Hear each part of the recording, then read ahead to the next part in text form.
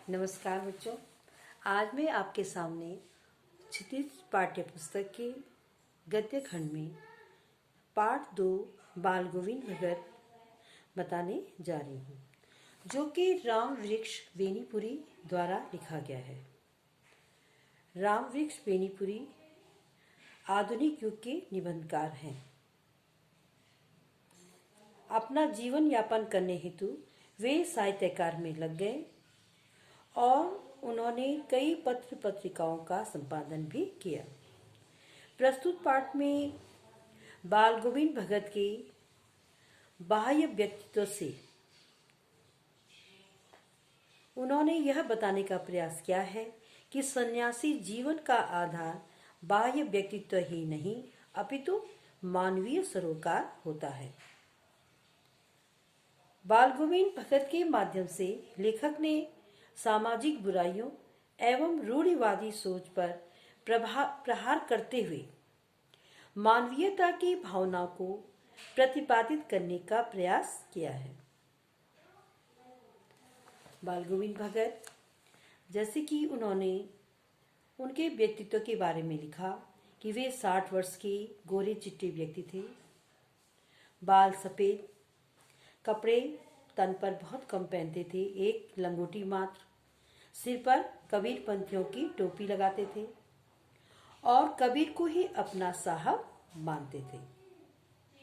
कबीर पंथी थे इसलिए उनको अपना साहब मानते थे और उन्हीं के गीतों को गाकर, उनके आदर्शों पर चलकर और उन्हीं का आचरण करते थे। कभी झूठ नहीं बोलते थे और सबसे खराब व्यवहार रखते थे। लेकिन लेखक कहते हैं कि इन सब बातों से यह नहीं निकलता कि वह एक साधु थे। वह कभी भी किसी की चीज नहीं छूते, न बिना पूछे व्यवहार में लाते और किसी से भी दो टूक बात करने में संकोच नहीं करते। उनके मन में जो होता वह साफ उस बात को कह देते थे और किसी से व्यर्थ में झगड़ा नहीं करते थे। कबीर के बातों का, आदर्शों का आचरण करते थे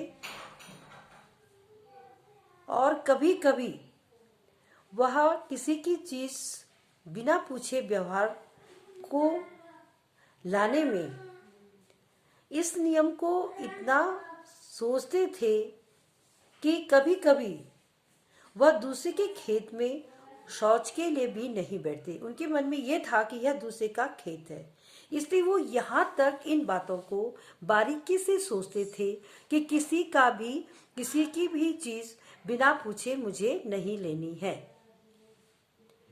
वह एक साधुओं का सा आचरण करते थे, लेकिन वह गृहस्थ थे। लेखक कहते हैं कि मुझे उनकी गृहिणी की तो याद नहीं, लेकिन उनके बेटे और पतोहू को मैंने देखा था। उनकी खेतीबाड़ी भी थी और एक अच्छा साफ सुथरा मकान भी था। वह एक गृहस्थ थे, लेकिन गृहस्थ होने के बावजूद उनकी सारी चीजें साहब की थी। इसलिए जो कुछ खेत में पैदा होता, सिर पर लाद कर पहले उसे साहब के दरबार में ले जाते, जो उनके घर से 4 कोस दूर पर था। लेखक कह रहे हैं कि बाल गोविंद भगत के खेत में जो भी अनाज पैदा होता था, वह सबसे पहले उस अनाज को छूने से पहले उसको सिर में रख करके अपने साहब के दरबार में ले जाते। साहब कौन थे उनके? कबीर। कबीर जो उनका दरबार जहाँ लगता था उस दरबार में ले जाते और वह दरबार कितना दूर था? उनके घर से 4 कोस दूर था। एक कबीर पंथी मठ से, मतलब जो उनका साहब का दरबार था वह क्या था? कबीर पंथी मठ था। इसलिए वह उस मठ में अपने सारे अनाज को, अपने खेत में उगाए अनाज को सबसे पहले पूरा अनाज वहां ले जाते थे और दरबार में भेंट रूप में रख लिया जाकर सारा भेंट उसमें अर्पित कर देते थे और उसके बाद जो प्रसाद के रूप में जो उन्हें मिलता था उसी को घर लाते और उसी से गुजारा करते। लेखक कहते हैं कि इन सब बातों से उनका वो एक साधु होते हुए भी गृहस्थ थे और गृहस्थ होते हुए भी एक साधु के समान आचरण करते थे। वह कहते हैं कि इन सब के ऊपर मैं तो मुग्ध था उनके मधुर गान पर। लेखक को सबसे ज्यादा आकर्षक चीज उनके यह लगती थी कि उनका मधुर गान जो सदा सर्वदा ही सुनने को मिलते, क्योंकि वे हर समय अपने गायन में मस्त रहते थे।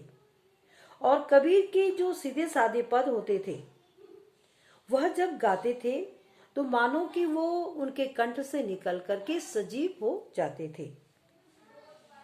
लेखक कहता है कि वह उनके गायन के ऊपर इतना रीझते थे कि कबीर के पदों को जब वह सुनते थे तो मानो कि वे पद सजीव हो उठते थे। आषाढ़ की रिमझिम है, समूचा गांव खेतों में उतर पड़ा है। कहीं हल चल रहे हैं, कहीं रोपनी हो रही है। धान के पानी भरे खेतों में बच्चे उछल रहे हैं। औरतें कलेवा लेकर मेंढ पर बैठी हुई हैं। आसमान बादल से घिरा, धूप का नाम नहीं, ठंडी पुरवाई चल रही। ऐसे ही समय आपके कानों में एक स्वर तरंग झंकार सी कर उठी। तो वो कहते हैं यह कौन है? यह पूछना न पड़ेगा। वह कौन है? वह बाल गोविंद के मधुर गान का स्वर होता था।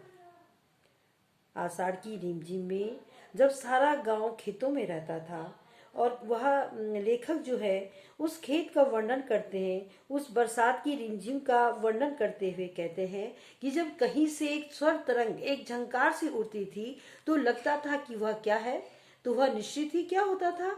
बाल गोविंद भगत का मधुर गायन। बच्चों, आगे का पैराग्राफ में आपको कल बताऊंगी।